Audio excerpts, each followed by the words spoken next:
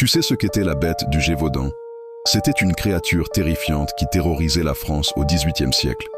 Des attaques sanglantes sur les paysans, des histoires de corps déchiquetés, des témoins en état de choc, plusieurs centaines de victimes, des gens qui vivaient dans la peur constante.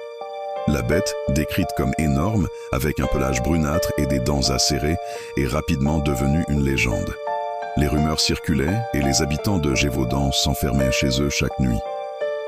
Armes à la main, ils traquaient cette bête qui semblait toujours leur échapper.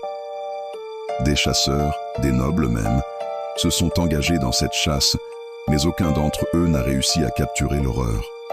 Les récits rapportaient qu'un homme, un prétendu chasseur, avait une rencontre très étrange avec la créature. Il vit l'énorme silhouette surgir des ombres, ses yeux brillant dans la nuit.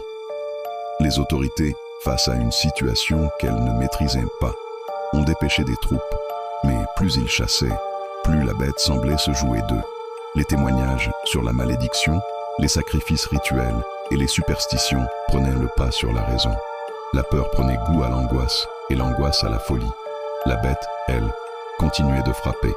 Finalement, dans un dénouement surprenant, un chasseur prétendit avoir tué la bête. Un animal fut exhibé, mais des doutes subsistaient. La vraie bête, toujours en liberté? Certaines histoires disent qu'elle n'est jamais vraiment morte, mais qu'elle hante toujours les forêts du Gévaudan. Même aujourd'hui, dans le bruit des branches, on peut parfois entendre son souffle.